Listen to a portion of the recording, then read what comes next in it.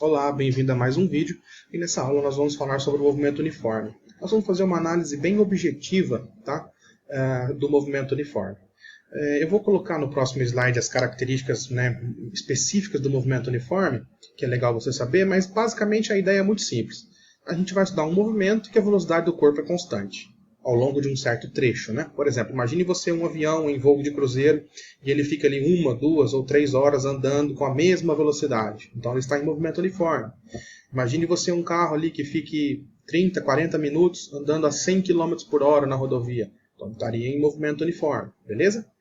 Então muito simples. Vamos às características desse movimento. A primeira, como eu já descrevi, a velocidade escalar é constante. Então é um movimento cuja velocidade não muda. Ora, se a velocidade é constante, ele não tem aceleração, ou seja, no movimento uniforme a aceleração é zero. Lembre-se que a aceleração ela existe quando você mudar de velocidade. Se a sua velocidade aumenta ou a sua velocidade diminui, você possui aceleração. Nesse caso, como a velocidade é constante, a aceleração não existe. Tá? Então, basicamente, nesse tipo de problema, a gente estuda as posições que o corpo ocupa em uma dada trajetória. Tá? Para isso, a gente vai criar uma equação de posições. É basicamente o que se faz no movimento uniforme. Já que a velocidade em geral é conhecida e constante, a gente costuma estudar o deslocamento do corpo em uma trajetória. Então, quando a gente for analisar a equação de posição, você vai perceber uma característica interessante. A equação de posição ela é do tipo do primeiro grau. É uma equação do primeiro grau. Tá? Quando a gente fala equação horária, a gente quer dizer alguma equação que dependa do tempo. Né? Então a gente vai ver que a posição é uma função do tempo, só que essa equação é do primeiro grau. E como que era essa equação? Vamos lembrar? Todo movimento uniforme em que a velocidade do corpo é constante, a equação de posição era dada por essa estrutura genérica aqui. Ela nos diz o seguinte, S é a posição ocupada por um corpo, e a posição de um corpo é igual à posição inicial S0 mais velocidade vezes o instante em que você quer calcular aquela posição S. Ok? Isso considerando que o nosso instante inicial é zero. Como assim? Imagine que você vai analisar um problema e quando você começar a fazer uma análise, você, em tese, entre aspas, zera um cronômetro fictício. É como se a sua análise iniciasse a partir de um instante de tempo igual a zero. Tá bom? Aí a gente tem essa estrutura que popularmente a gente brinca que é a formulinha do sorvete, né? S igual a S0 mais VT. A gente vai fazer alguns exemplos agora para você ver qual é a ideia dela e qual é a utilidade dela. Mas recapitulando, ela relaciona a posição final de um movimento com a posição inicial, a velocidade e o instante. Né? Beleza? Então essa é a ideia. Todo movimento uniforme, se um corpo se encontrar em movimento uniforme, ele é regido por essa fórmula aqui, por essa equação. Como assim, professor? Vamos aos exemplos agora para você ver como que isso aqui é muito tranquilo. No primeiro exemplo, imagine você uma condição inicial assim, eu tenho uma certa rodovia, uma trajetória que eu optei por orientá-la para a direita, não era obrigatório, lembra? Você pode orientar a sua trajetória para onde você quiser. Eu orientei para a direita, que é o que é mais comum. Imagine que no instante de tempo, o instante inicial igual a zero, a gente vai começar a fazer uma análise e vai zerar um cronômetro. Naquele instante inicial, valendo zero, a gente tem um corpo que ocupa a posição de 20 metros naquela trajetória. Então ele se encontra na posição inicial de 20 metros. Tá?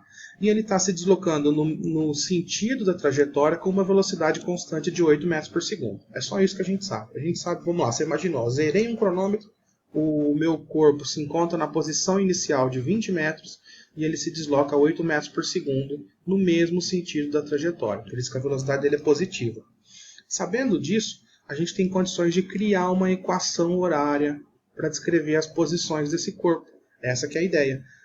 Quando a gente conhece o S0 e a velocidade, e a gente substitui nessa fórmula aqui, a gente cria uma equação. E você percebeu que ela é do primeiro grau, né? Porque o t está elevado a 1. Tá? Como é que ficaria a função horária de posição para este exemplo? Vamos ver. Ficaria assim. S igual a 20 mais 8t. O que eu fiz? Substituí a posição inicial por 20 e substituir a velocidade por 8. Quando a gente quer criar uma equação horária, pessoal, a gente deixa a letra S, né, em função da letra T. A gente está criando uma função horária de posição. Por isso que a posição vira uma função do tempo. Você só precisa conhecer a posição inicial, que é 20, igual eu fiz aqui, e a velocidade, que é 8, nesse caso, nesse exemplo.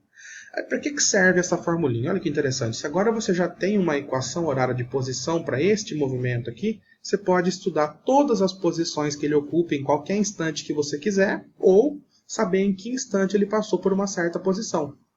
Por exemplo, imagine você que eu falo assim, ó, tudo bem, isso aqui é para t igual a zero, presta muita atenção nisso, esse desenho aqui é para t igual a zero. E o que vai acontecer em t igual a 1? Ora, se você quer saber o que vai acontecer em t igual a 1, você substitui t por 1. Então é só você fazer a continha. Se você pôr o t aqui 1, você vai concluir que o S dá 28. Ou seja, em t igual a 1 ele vai estar na posição 28. Em t igual a 2 ele vai estar na posição 36. Em t igual a 3 ele vai estar na posição 44. O que eu estou fazendo aqui? Eu estou substituindo t por 1 e calculando S. Estou substituindo t por 2 e calculando S. T por 3 e calculando S e assim por diante. Tá? Veja, o objetivo de uma função horária é estabelecer uma relação entre a posição e o instante. Se você substituir instante, você calcula a posição. E se você substituir posição, você calcula instante. Tranquilo? Essa é a ideia bem tranquila. Vamos a outro exemplo para você ver que legal. Ó. Imagine então uma segunda situação em que eu tenho uma rodovia que eu orientei para a direita. Só que no instante inicial da minha análise, no momento em que eu zerei um cronômetro, eu tenho uma partícula que se desloca contra a trajetória. No início da minha análise, ela estava numa posição inicial de 35 e ela estava se deslocando com uma velocidade de menos 5. Por que a velocidade está negativa? Porque ela está se deslocando em movimento retrógrado, lembra? Ela está contra a orientação da trajetória, por isso que a velocidade tem que ser negativa. Okay? Se a gente colocar na equação horária de posição, a formulinha do sorvete, a gente substitui o S0 e o V. E a fórmula fica S igual a 35 menos 5T. Então, esta é a equação horária de posição para este movimento aqui. Tranquilo? Então, mais uma vez, se a gente substituir um instante, a gente calcula a posição. Se a gente substituir posição, a gente calcula instante. Tudo isso que está aqui no desenho é para t igual a 0. Vamos ver o que acontece em t igual a 1? Em t igual a 1, você substitui ali t por 1, o S dá 30. Se você substituir t igual a 2, o S dá 25. T igual a 3, o S dá 20 e assim por diante. Ou seja, é possível descobrir as posições em qualquer instante que eu quiser e é possível descobrir em que instante ele passou por uma determinada posição. Gente, o movimento uniforme é muito simples. Percebeu? Se a velocidade é constante, o movimento fica altamente previsível. A aceleração é zero, a equação que descreve a posição é do primeiro grau, formulinha do sorvete, né? S é uma função de t e t está elevado a 1, uma função do primeiro grau, e ela tem essa utilidade. Substituir um instante e calcular a posição, substituir posição e calcular instante. Agora, veja bem, preste atenção nisso. Ela também pode ser usada para resolver problemas do cotidiano, porque, veja bem, imagine uma situação em que você tem posição e quer velocidade. Você pode usar essa fórmula aqui também. Então, além de ser uma equação horária de posição, ela pode ser entendida como uma formulinha que você pode usar em qualquer movimento uniforme. Se você estiver resolvendo um exercício em que o cara dá posição e tempo e pede velocidade, você faz por essa fórmula também. Se ele te der velocidade, tempo e pedir posição, você faz por essa e assim por diante. Tranquilo? Olha que interpretação legal, né? Vamos voltar ao exemplo 1 para a gente continuar. No exemplo 1, eu concluí o seguinte. A primeira posição é 20. A partir daí, ele anda de 8 em 8. 20, 28, 36, 44. Percebeu? No exemplo 2, atenção. A primeira posição é 35. A partir daí, ele volta de 5 em 5. 35, 30, 25, 20 e assim por diante. Tá? O movimento uniforme é tão simples que você vai ver na hora de fazer os exercícios que a maior dificuldade que os alunos costumam enfrentar é na leitura do texto, é na interpretação, né, na coleta de dados, porque o movimento uniforme, gente, só tem essa formulinha aqui, S igual a S0 mais VT. Você pode também, inclusive, né, passar o S0 para lá e escrever que ΔS é velocidade vezes tempo, seria basicamente a mesma expressão. Tá? Agora, vamos lá. Uma das coisas que se cobra muito em movimento uniforme é o problema de dois corpos, o problema de encontro de móveis. Então eu já vou usar um exemplo para te explicar como que você procede. E entender, neste exemplo, o que é que a gente chama de encontro, né, no contexto da cinemática. Então vamos lá. Ó. Eu vou usar um exemplo numérico que eu acho que é a melhor forma de você entender esse assunto. Imagine você que eu tenho uma rodovia, né, mais uma vez eu orientei ela para a direita. E aí no meu instante inicial, na hora que eu zerei um cronômetro, olha o que vai acontecer. Ó. No instante em que eu zero um cronômetro, eu tenho um veículo aqui ocupando uma posição de 10 metros, um veículo na posição inicial de 10 metros, se deslocando a favor da trajetória com velocidade de 5. Chamei de VA porque esse vai ser o nosso veículo A. Então ele vai a favor da trajetória com uma velocidade de 5. Prestem atenção agora.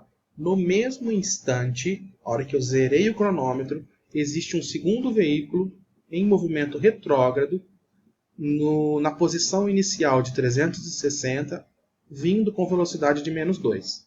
Veículo B. Tá? Velocidade negativa porque ele está contra a trajetória. Isso é a fotografia da situação problema quando o t for 0. Nós temos o A indo para a direita, o B indo para a esquerda. O A indo a 5, o B voltando a 2. Beleza? Bom, dá para ver que em algum momento eles vão se encontrar.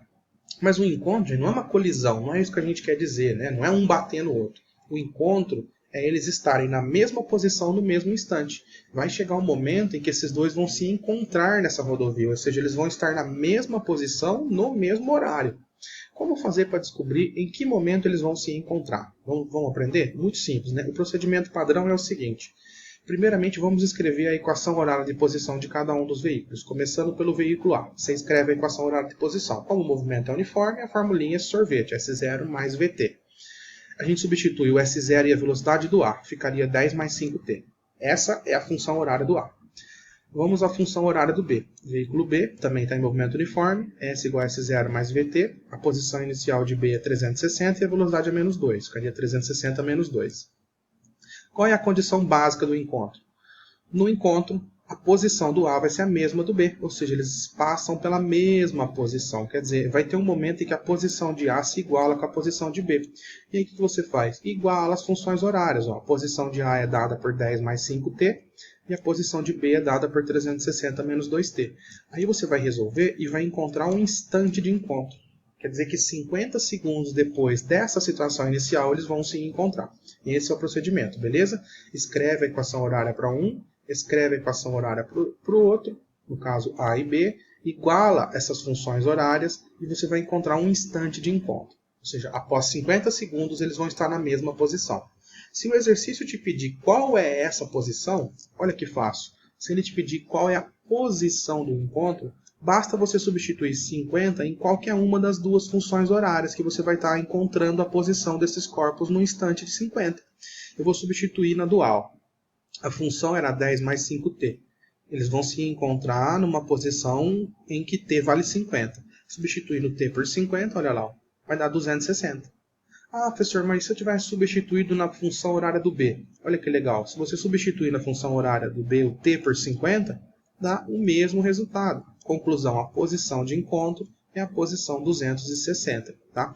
Perceba que se você for t igual a 50 na função horária do A vai dar 260. Se você for t igual a 50 na função horária do B, também dá 260. Até porque t é um instante em que estas posições se igualam.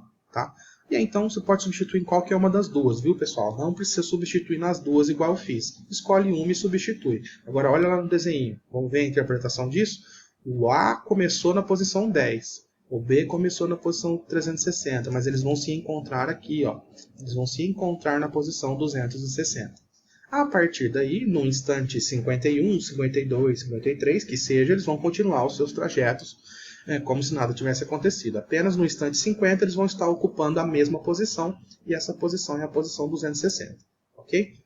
Então, gente, eu mostrei aí as características mais importantes do movimento uniforme. É claro, tem muita coisa para falar e ao longo do nosso curso a gente vai aprofundando essas ideias. Mas, basicamente, o movimento uniforme é isso.